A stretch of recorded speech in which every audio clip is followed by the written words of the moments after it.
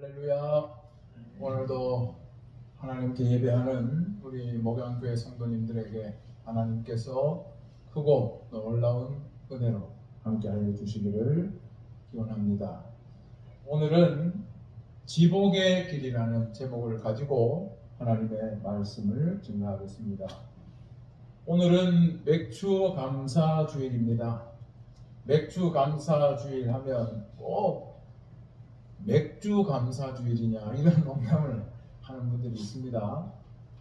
맥자가 같으니까 비슷하지만 보리 수확을 감사하는, 하나님께 감사하는 절기가 바로 이 맥주 감사주일입니다. 구약 성경에는 출애굽기 23장 또 신명기 16장에 이 맥추절에 대한 말씀이 나옵니다. 다른 이름으로는 77절이라고 부르기도 합니다. 6월절 이후 한 주간이 7번 지나고 난 뒤에 맞는 절기라서 77절 부르고, 또 오순절이라 하기도 합니다. 50이라는 뜻이죠. 50일이 지나서 맞는 절기다 해서 오순절 이렇게 부르기도 합니다.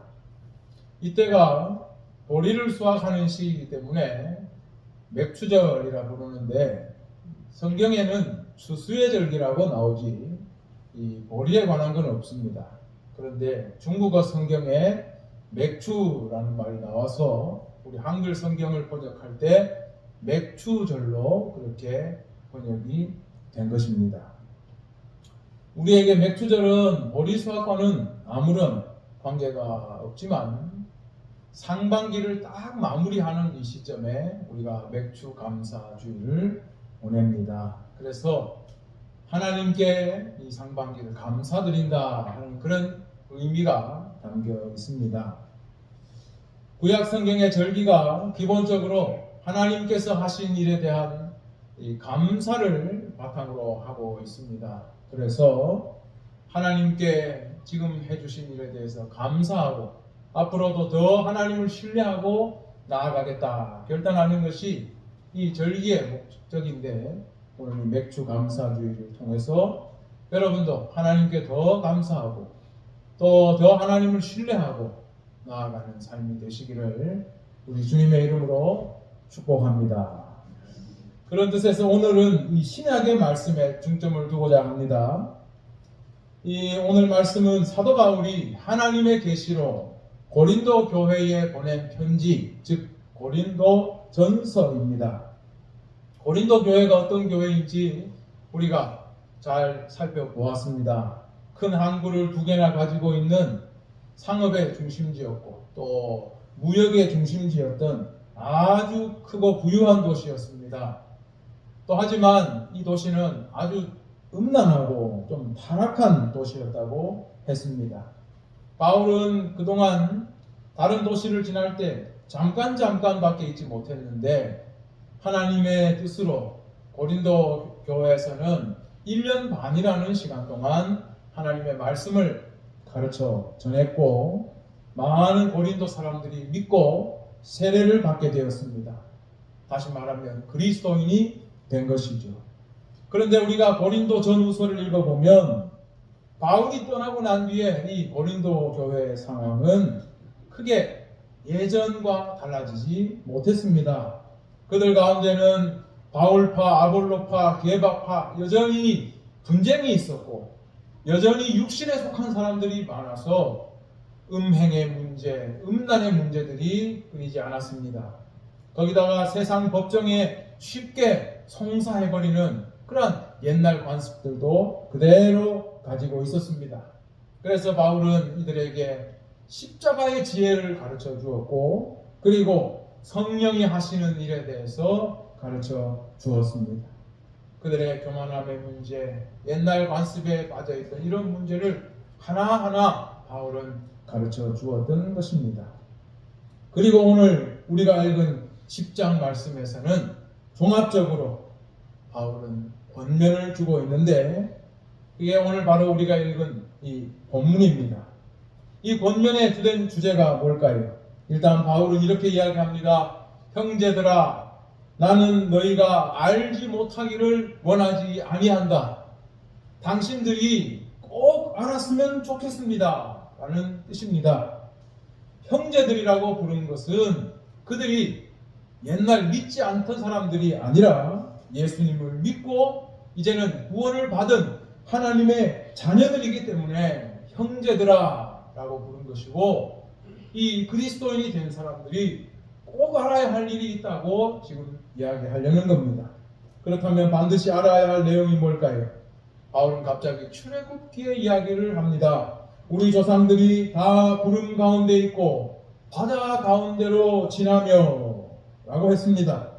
이 내용은 바울의 조상이라고 할 수 있는 유대인들, 히브리 노예들의 출애굽 상황을 지금 이야기하려는 것입니다.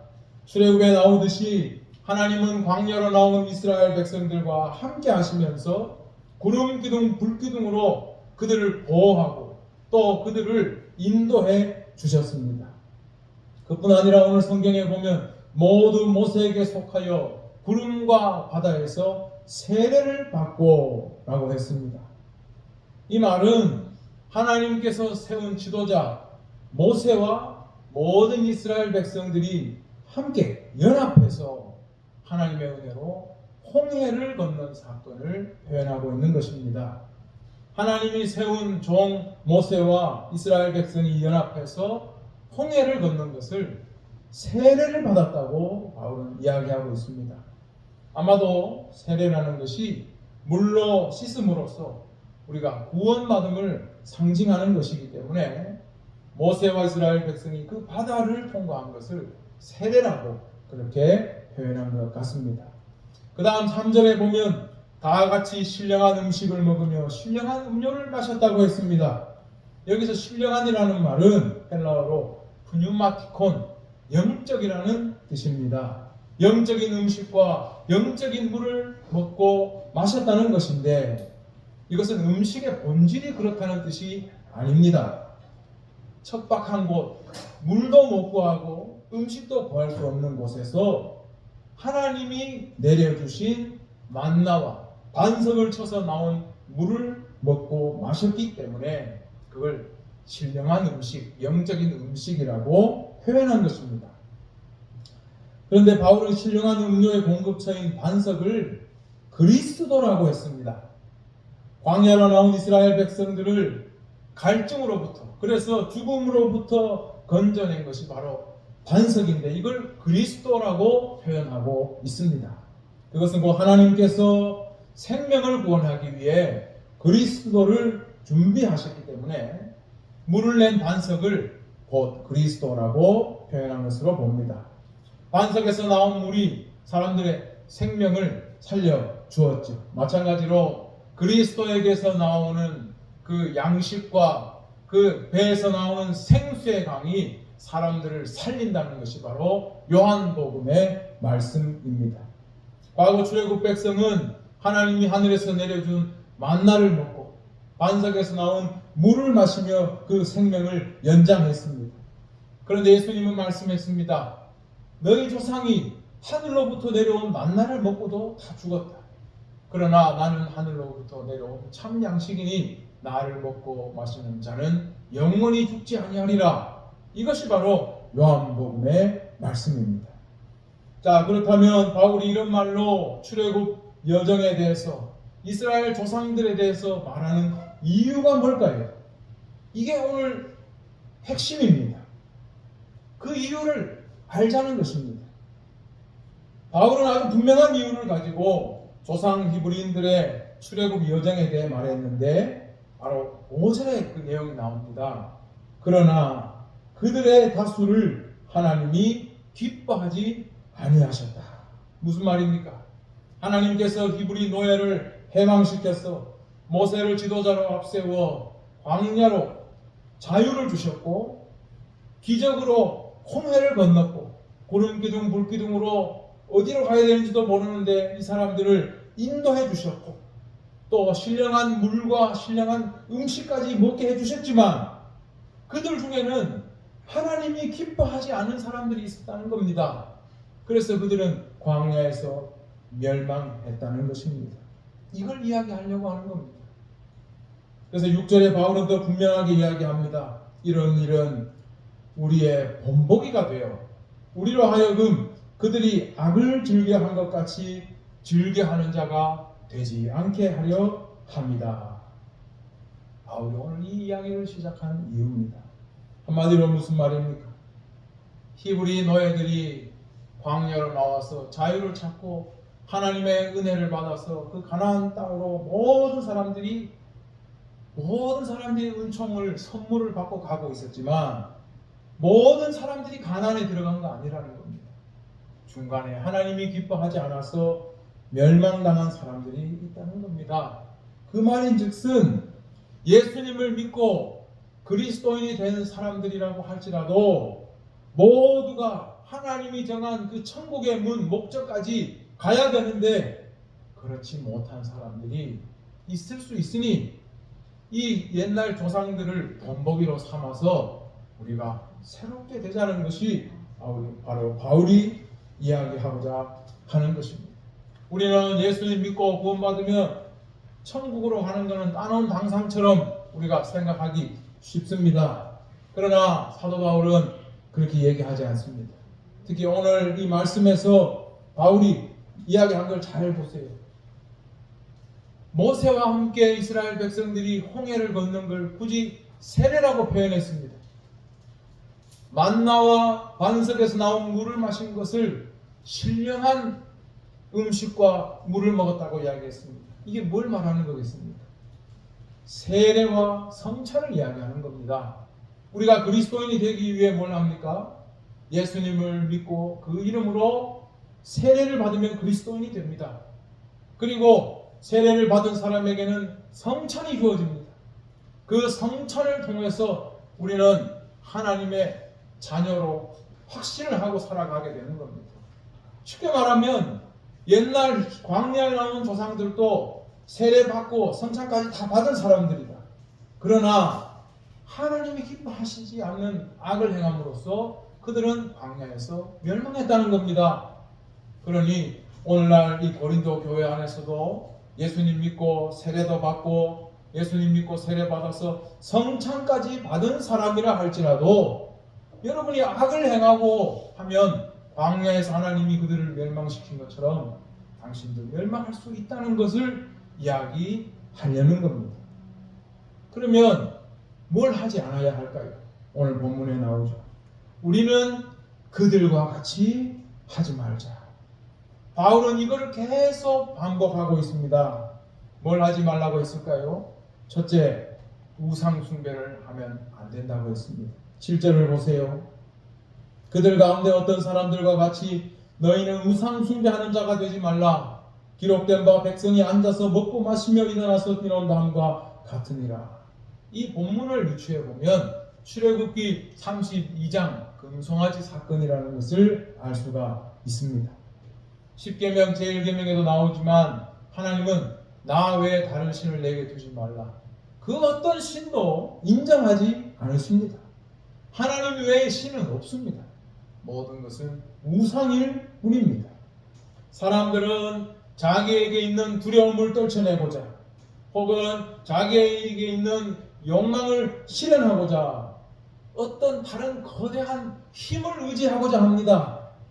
그래서 하나님을 알지 못하는 사람들은 형상을 만들고 아니면 거대한 바위나 아니면 자연 앞에 무릎 꿇고 섬기고 우상을 숭배하게 되는데 하나님은 이것을 아주 미워하십니다.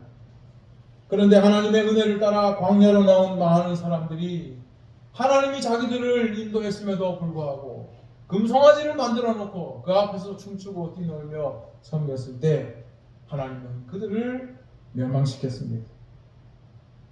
우상 숭배를 하는 자는 그 세례와 성찬을 받은 자라 할지라도 하나님께서 용납하지 않으신다, 멸망시킨다는 것을 바울이 경고하고 있는 것입니다. 참고로 예수님은 제자들에게 하나님과 돈을 겸하여 섬길 수 없다고 했습니다. 오늘날 세상에는 돈이 곧 힘이다 그렇게 말하는 사람들이 많죠. 그런데 그리스도인들 중에 이 돈의 힘을 최고로 치는 사람들이 있다면 그도 바로 우상숭배자입니다. 하나님 외에 다른 어떤 힘을 최고로 치고 거기에 목을 메고 산다면 그 사람이 바로 우상숭배자입니다. 사도 바울은 말하기를 우리는 그들처럼 우상숭배하지 말자라고 첫 번째 이야기했습니다. 두 번째 뭘 이야기했습니까? 음행을 하지 말자 했습니다. 8절에 보세요. 그들의 어떤 사람들이 음행하다가 하루에 23,000명이 죽었나니 우리는 그들과 같이 음행하지 말자. 이건 민수기 25장에 나오는 말씀입니다. 이스라엘 백성이 광야길을 가다가 시딤이라는 곳에 머물렀을 때 그 백성이 거기 살던 모압 여자들과 음행하기 시작했습니다. 그리고 음행으로 끝난 것이 아니라 그 여자들을 따라서 그들의 신들에게까지 가서 절을 하는 일이 발생했습니다. 모세는 이스라엘 재판관들을 불러서 이 바알볼에 가담한 자들을 죽여라 했는데 비느하스라는 제사장이 이스라엘 남자와 미디안 여자를 죽임으로써 연병이 그치게 되었고 24,000명이 죽었다고 성경에 나옵니다. 이처럼 음행은 하나님께서 아주 미워하시는 일입니다. 그리고 멸망받을 일입니다. 그러나 고린도 교회 안에는 여전히 옛날 습관을 못 버린 사람들이 있었던 것입니다. 음행은 헬라어로 코르네오라고 이야기합니다. 코르노라는 그 어원이죠. 성적인 부정행위를 말하는 것입니다.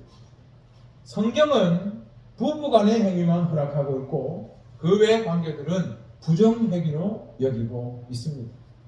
이스라엘이 모압 여자들과 음행한 것은 고린도나 에베소의 경우처럼 우상에 대한 제사 행위, 종교적인 매춘 행위와 연관되어 있습니다. 그런데 새롭게 주님을 믿게 된 고린도 교회 안에는 이런 음행, 음란의 문제가 계속 나왔던 것이죠. 그것은 당시 고린도의 문화가 그랬던 것입니다. 고린도는 이런 음란한 문화를 죄악시하지 않았던 것입니다. 오랫동안 이것은 그들의 문화였습니다. 오늘날도 성에 대한 아주 자유로운 개방의 물결 이런 것들은 단독적으로 존재하지 않습니다. 그 시대의 문화, 시류와 풍조를 반영하고 있습니다. 그런데 추잡하고 천박하고 이런 악한 것들을 문화라고 이렇게 포장을 하고 사람들의 판단을 흐리게 하는 일들이 옛날이나 지금이나 계속 발생하고 있습니다. 우리가 서구 사회를 보면 성의 타락을 자유의 발현이다. 우리가 자유를 향유하는 것이다. 이러한 명목으로 굉장히 포장을 많이 하려고 합니다. 그러나 그건 자유가 아닙니다. 더럽고 추잡한 것입니다. 이런 생각들이 사회에 만연하게 되면 오히려 거룩하고 깨끗한 것을 추구하는 그러한 사람들의 갈망을 오히려 반대로 짓누르게 되는 것입니다.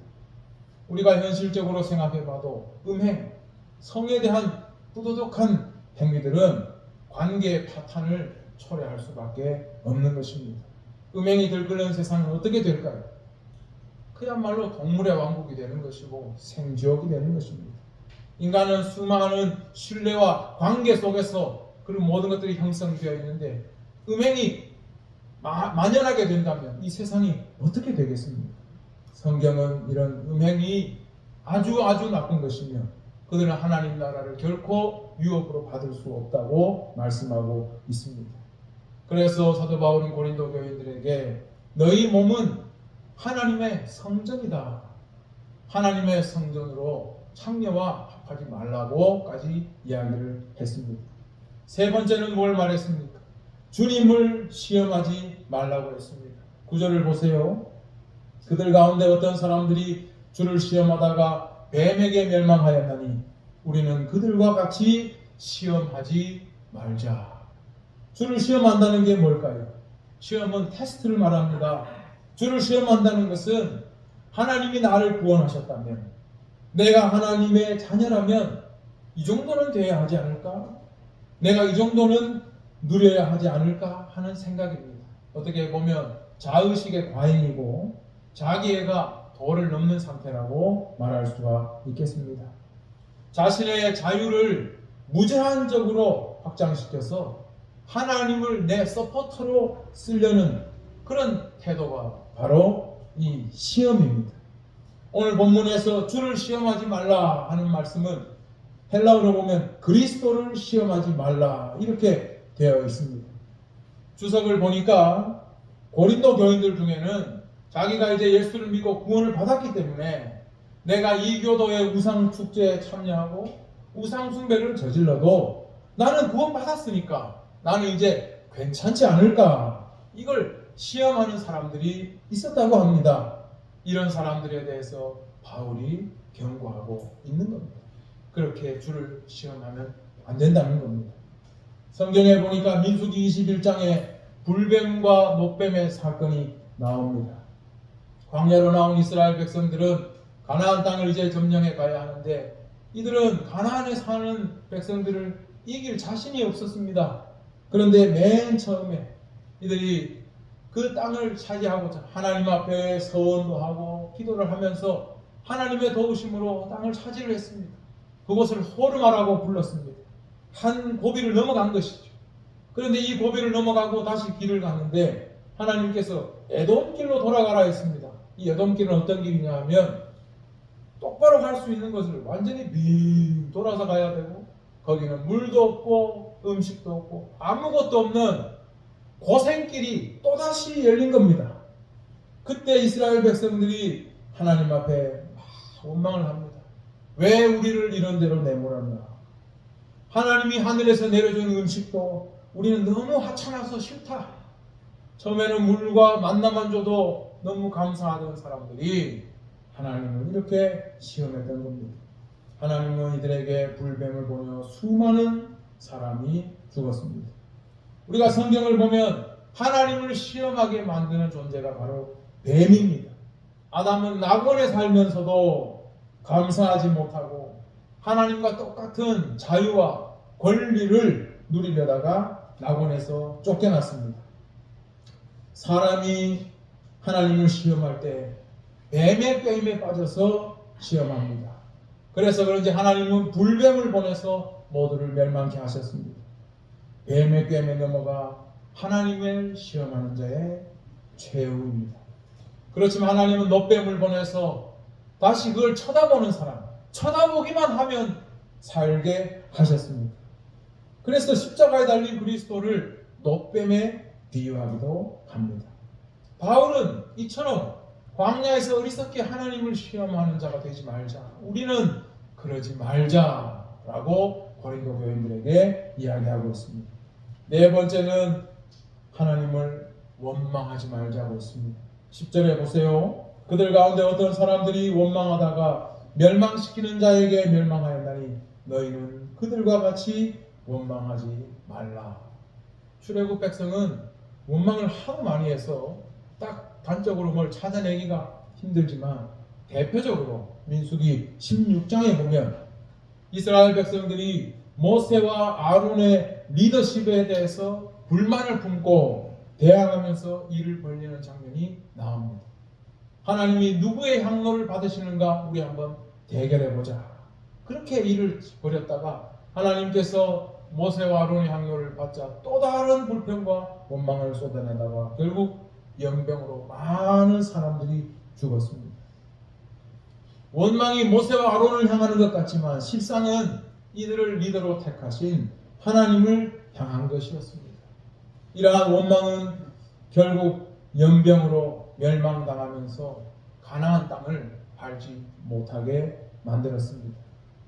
그들의 연병을 그치게 한 것도 원망하는 자들이 아니라 아론이었습니다. 한 번 터지는 원망은 죽어가면서도 그걸 그치지 못합니다. 원망하면서 죽어가는 것입니다.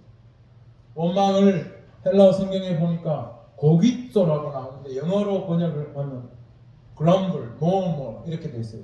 이게 뭐냐면 궁시렁궁시렁 쳐버리는 겁니다.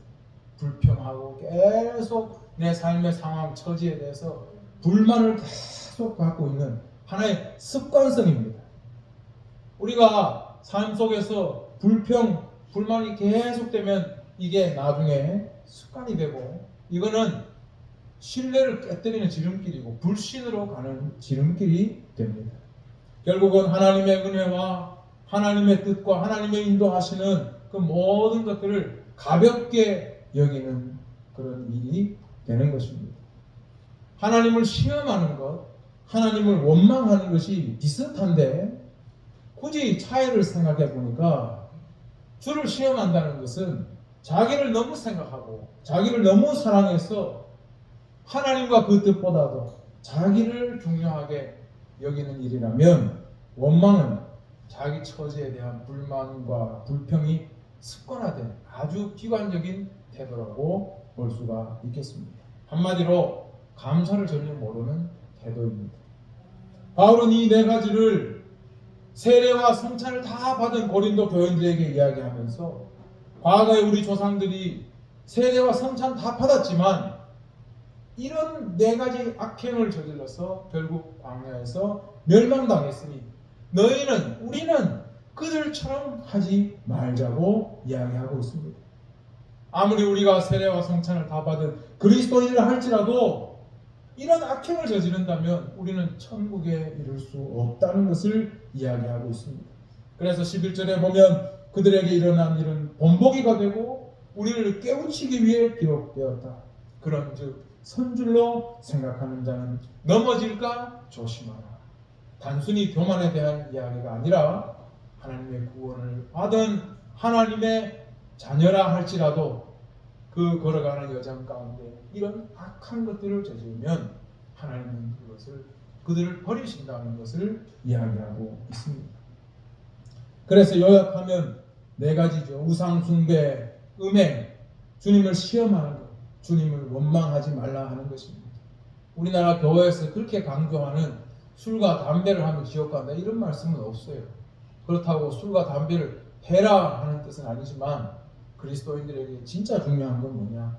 우상 숭배를 하면 안 된다는 것, 음행을 해서는 안 된다는 것, 주님을 시험해서는 안 된다는 것, 주님을 원망해서는 안 된다는 이것을 우리 또한 기억해야 할 것입니다. 오늘 설교 제목을 지복의 길이라고 했습니다. 많은 사람들이 예수 믿고 축복받기를 원합니다. 우리는 복을 받기를 원해요. 그러나 사람들이 생각하는 복이라는 건 대부분 이 현세에 존재하는 것, 그리고 또 물질적인 것에 많이 관여된 게 있습니다. 부자가 되는 것, 출세하는 것, 성공하는 것, 건강한 것. 그러나 지복이라는 것은 이를 지자 복복자를 씁니다. 지극한 복이라는 뜻입니다. 그 위에 뭐가 더 없는 행복을 지복이라고 옛날부터 이야기했습니다. 최종적인 복이죠. 하나님 나라의 복입니다. 하나님 나라가 종말론적으로 완성될 때 우리가 누리고 받게 되는 그 복이 바로 지복입니다. 그러나 그것이 마지막 때에만 가능한 것은 아닙니다. 하나님이 우리를 구원하셨다는 것을 예수를 믿어도 확신하지 못하고 내 마음속에서까지 내 존재가 변한 것을 나 스스로도 잘 인식하지 못하는 사람들이 분명히 있습니다. 그런 사람들은 하나님의 명령, 하나님의 말씀을 잘 순종하지 못합니다. 그러나 우리가 예수를 믿고 세례받고 우리의 존재가 변화되었다는 것을 하나님의 성령이 임하시면 알게 됩니다. 그걸 확신하게 알게 되면 하나님의 말씀이 무겁게 다가옵니다. 우리 삶 속에서 하나님이 기뻐하시는 일을 하려고 하고 하나님이 미워하시는 일을 우리는 거절하고 안 하게 되는 것입니다. 이러한 삶, 하나님과 진짜 동행하는 삶, 그 지복의 삶은 그래서 이 땅에서도 미리 맛볼 수가 있는 것입니다. 우리는 바로 이 지복을 사모해야 합니다. 그것은 하나님과 동행하는 것입니다. 많은 그리스도인들이 예수님 믿고 세례받고 성찬에 참여하는 걸로 그리스도인의 자격 요건, 그 의무를 다 충족시켰다고 그렇게 생각하고 살아갑니다. 그리고 세상에 나가서는 그냥 믿지 않는 사람들과 별반 다르지 않게 행동합니다. 돈을 최고의 힘으로 추앙하고 음행을 저지르면서도 그게 죄악인 줄도 잘 모르고 우리 삶 속에서 하나님을 자주 시험하여서 내가 그래도 믿으니까 나는 천국 가겠지. 이것도 하나님 시험하는 것입니다. 그리고 입에서 늘 불평, 불만이 그치지 않고 감사할 줄 모르는 이런 일을 우리는 너무나 자연스럽게 행하고 있습니다. 그러나 삶 속에서 우상 숭배를 하면 안 됩니다. 하나님 외에 어떤 다른 힘을 믿으면 안 되고 하나님만 믿어야 합니다. 음행하면 안 됩니다. 세상 시류와 풍조, 문화라고 무조건 쫓아가면 안 되고 하나님이 미워하시고 더럽고 악하다는 일들을 우리는 하면 안 됩니다. 주를 시험하면 안 됩니다. 하나님이 우리를 구원하신 것을 우리는 겸손하게 받아야 하고 주님께 순종해야 합니다. 주님을 원망하면 안 됩니다. 습관처럼 불평, 불만하고 하나님께 감사하는 것을 잊어버리면 안 됩니다. 우리가 삶 속에서 바울이 권면하는 이 일들을 우리 그리스도인으로 지켜나갈 때에 주님과 관계가 정말 회복되고 살아나는 것을 느낄 수가 있을 것입니다. 우리가 이러한 바울이 하지 말라는 것들을 하지 않을 때 우리의 기도의 문이 열릴 것입니다. 우리가 묵상할 때 하나님의 은혜로 충만하게 될 것입니다. 모든 우리가 준비하고 생각하는 일들에 하나님이 예비하시는 것을 우리가 경험할 수가 있을 것입니다. 우리가 악을 행하지 않음으로써 하나님과의 관계가 회복되고 하나님이 함께 하시는 것을 날마다 체험하면서 살아갈 수가 있는 것입니다. 우리가 악을 행할 때에 우리는 스스로 자기 몸을 가리고 나무 뒤에 숨은 아담처럼 자꾸 하나님으로부터 멀어지고 숨으려고 하는 행동이 나올 수밖에 없습니다.